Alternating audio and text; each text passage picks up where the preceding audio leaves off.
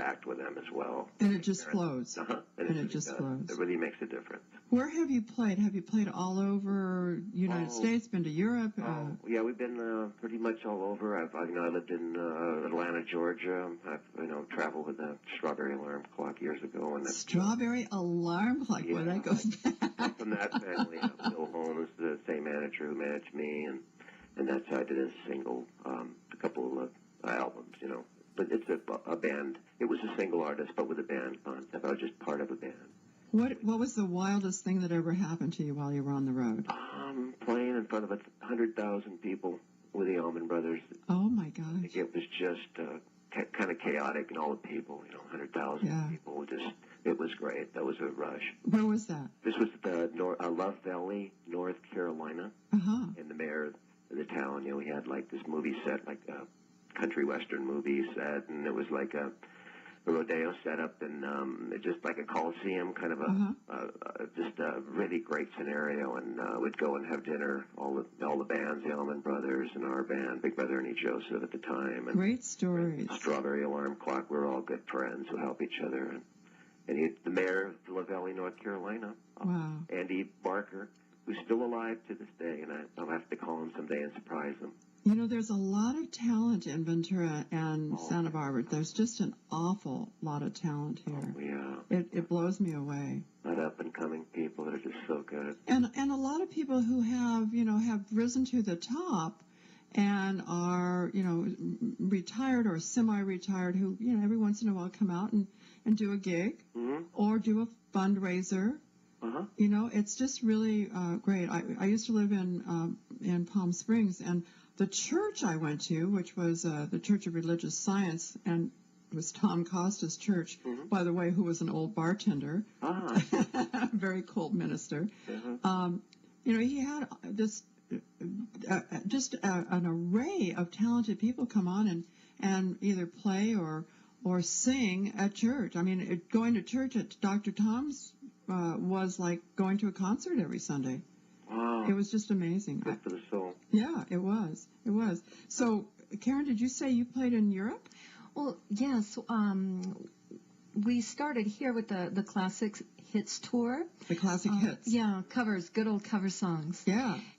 We have a Classic Hits CD featuring Malia Mathis. She's an actress people may have caught her in Buffy the Vampire Slayer and several movies with Danny DeVito and Bette Midler. And she's a beautiful girl, very talented. So I started out that tour with them, and then Malia took that over, and I had gone to Europe to promote Classic Hits there and did a little bit of that in Germany, and then went on to Brussels, Belgium, and did a really great performance there of Classic Hits. My guys were here with Malia, and we had some, I guess they would be called counterparts there, and we did the Classic Hits tour there. So you set it up and they followed. Is that what I'm hearing? You set up the tour and then they came over and did the. Well, they were a European-based band. Gotcha. They were our counterparts, basically. That Eifer. I can't think of Eifer's last name. But my favorite performance was at the Palace Hotel in Brussels, right down the street from the Palace, Brussels, Belgium. It was really interesting and just amazing. It's like I was I don't know, the Europeans kind of they of course received me very well, but I'm kind of this little wild rocker, and I think I kind of amazed them a little. I don't know. But it was great fun because I just get up with the cordless, run around the audience and grab people and dance with them and while I'm performing. So I think it was a little bit different, at least for that certain crowd.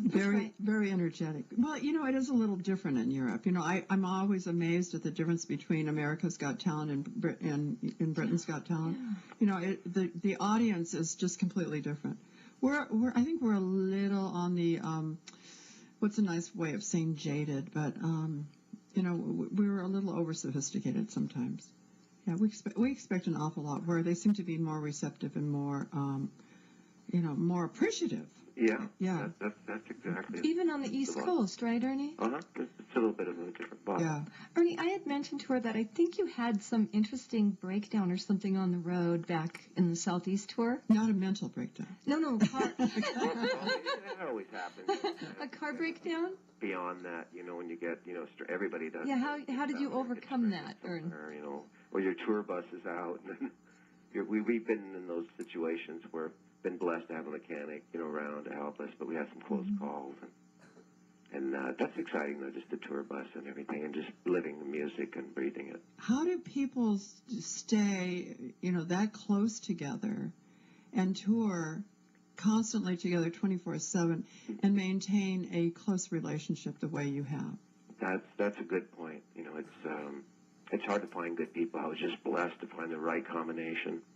When the band folded, I happened to meet maybe a guitarist who had the same dreams, and it's respect like any other job. People respect each other. They can work together and harmoniously and productively.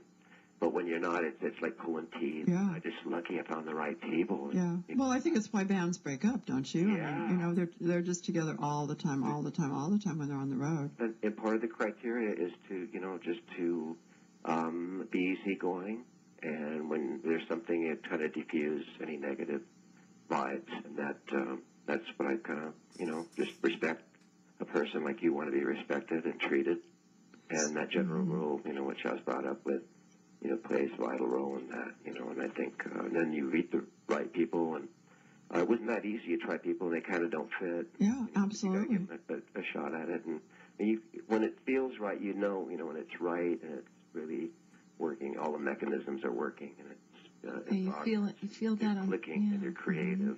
Yeah. So the energy between the two, between the band, between everybody. Yeah. So how do you maintain a relationship outside of the band? You're here. You are 5 guys, right? Or no, 4 guys and 1 woman. And I'm sure that you have relationships. Oh yes.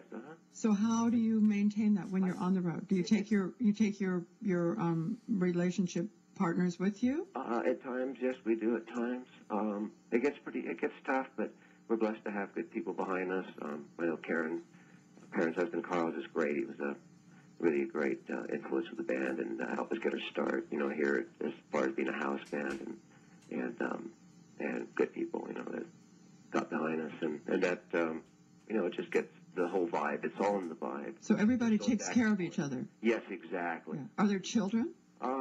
There's a few, and they're into music too. Oh, good. And we're sharing, with them. And so everybody has that music in common. And I have these little nieces that they're in music and sports, and they were 9 and 10 years old, keeping them out of trouble, playing basketball and baseball and soccer. Got to keep those kids out of trouble. Yeah, so they're taking after us, just loving sports and music, and that's it's so good, just sharing that. We play basketball with them and stuff like that, and share that with them. So do you all live in Santa Barbara? For the exception of Karen. I live here in Ventura. Oh, you do?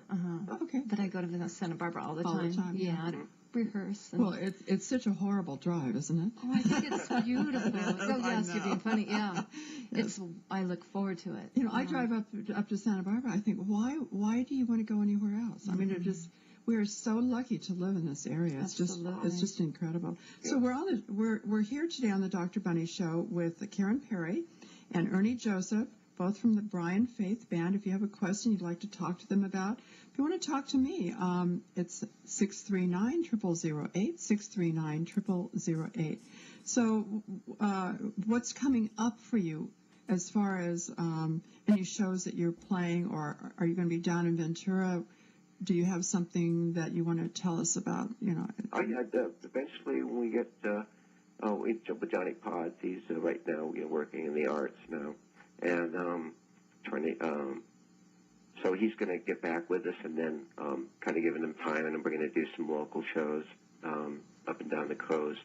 And Ventura-wise, probably they want us to perform pretty soon at the Keynotes and the Deer Lodge in Ojai. Oh, yeah.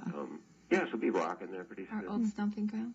We played at the Hilton for 4 years. Yeah, over 4 years. Like the Hilton. The Hilton. Yeah, it's now Crown Plaza. Oh, that was a Holiday Inn. We did play there Yeah, too. it's We in a lot played of at all things. played at all the hotels. Oh, really? We were at the Hilton for almost 4 years solid, 2, 3, and 4 weekends a month. Yeah. Well, I probably saw you there. Yeah, Yeah.